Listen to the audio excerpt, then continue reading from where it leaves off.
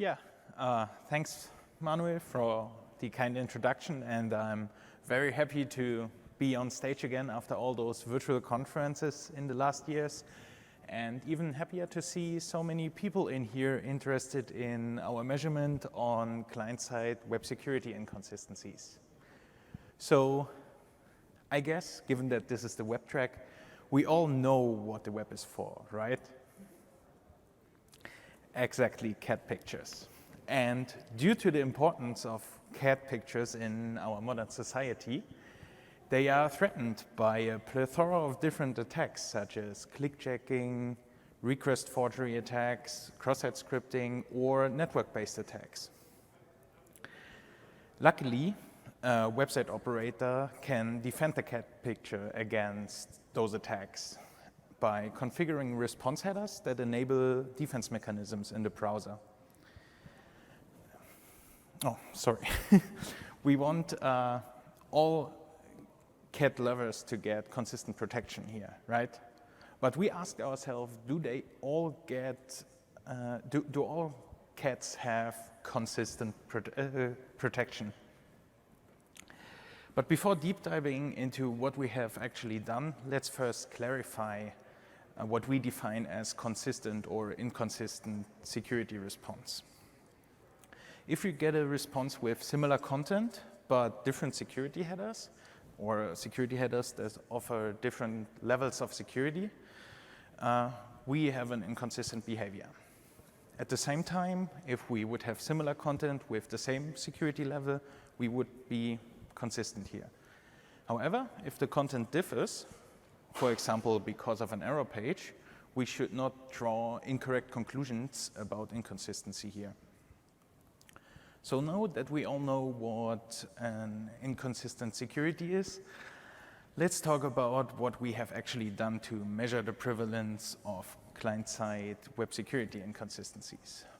First, we defined several tests, such as user agents, VPN servers, different Tor endnodes, and also different system language settings that we can test. For every of those tests or test configurations, we visited the main page of each of the top 10K most visited websites. And notably, we have done each of that test visits 5 times. And based on the data that we gathered, we distinguish now 2 kinds of inconsistencies. So with these 5 requests that we have performed, we can actually measure what we call intra-test inconsistency.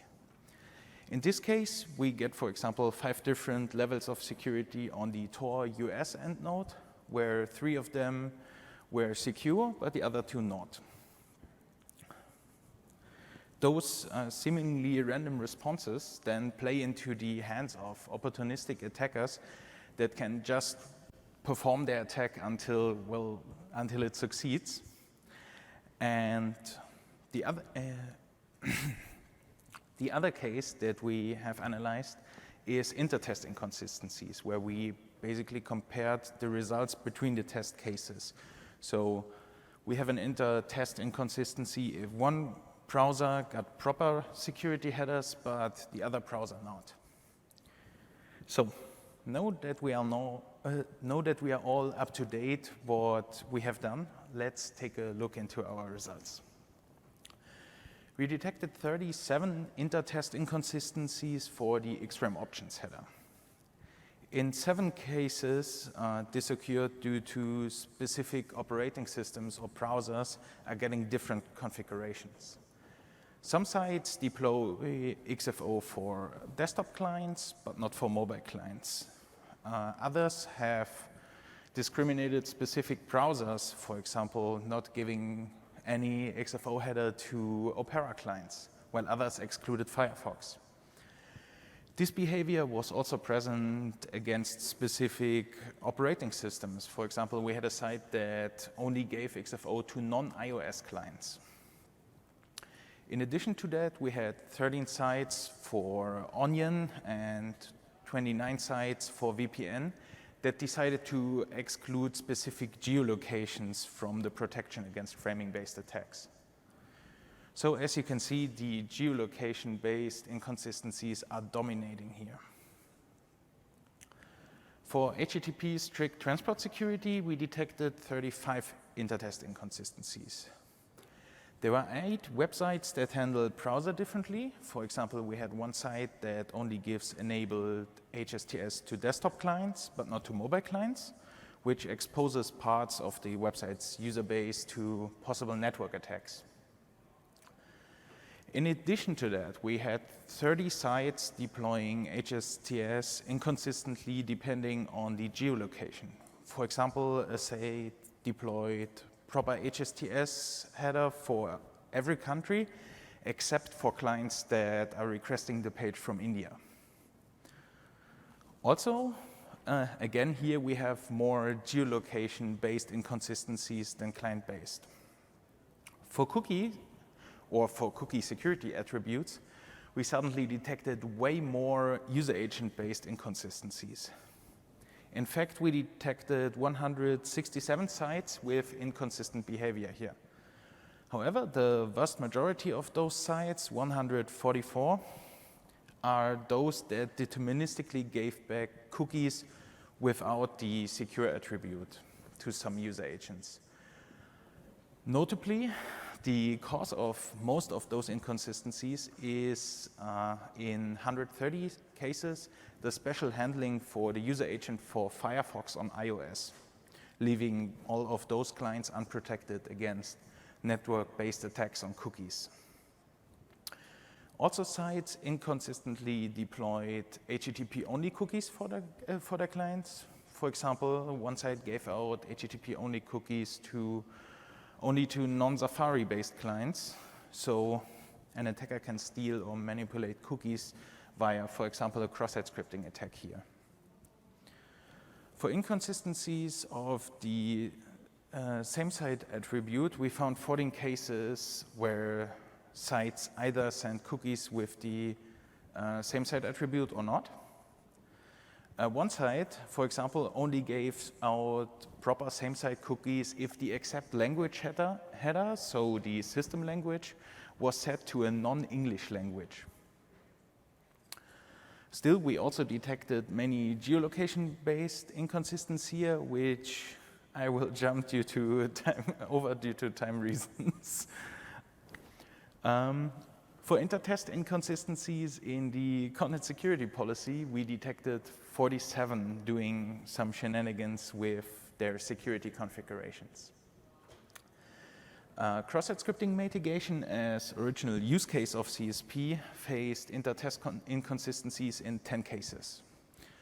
Many of those dropped strict dynamic or even the entire CSP or the part that is responsible for cross-site scripting mitigation if a Safari client is requesting the page.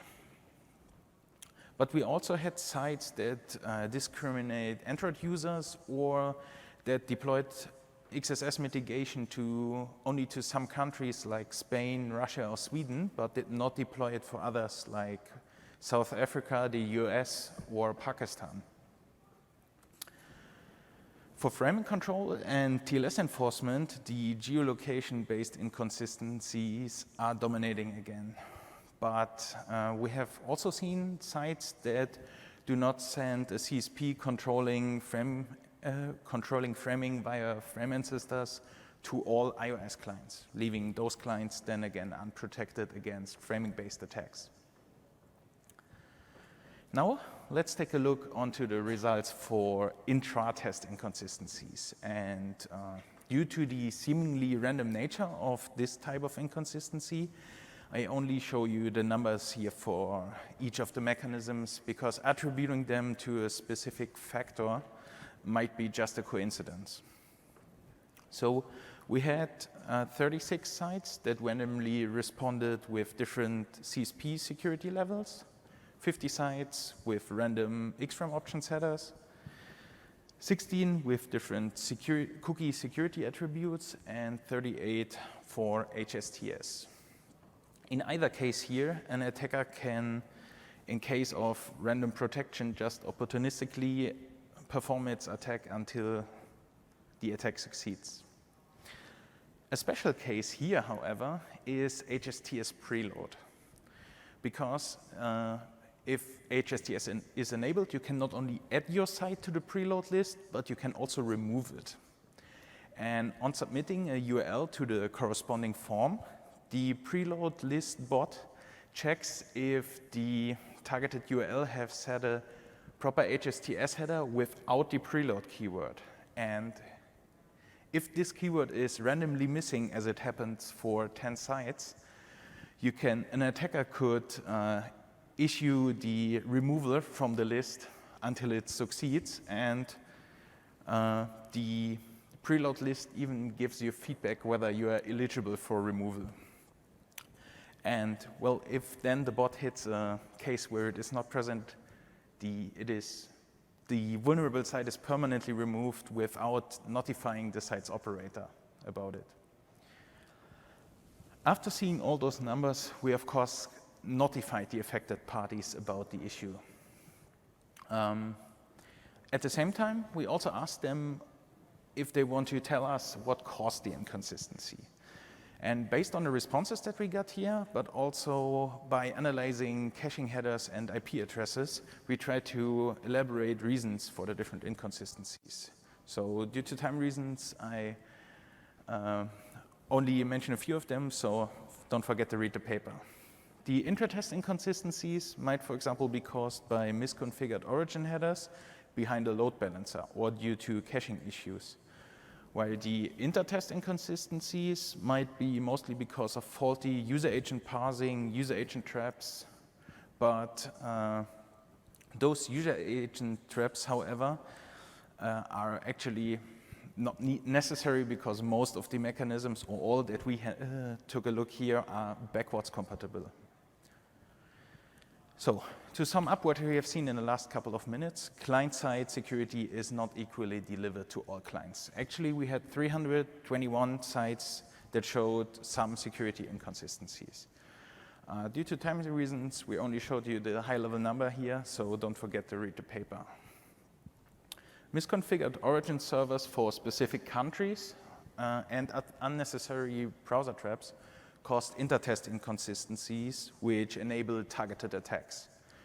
Non-deterministic, so intra-test inconsistencies, plays into the hand of opportunistic attackers, and most importantly for you folks here, it has impact on web measurements. So if you're a researcher doing web measurements, you should always load the page multiple times, such that those inconsistencies have not a big impact on your measurement.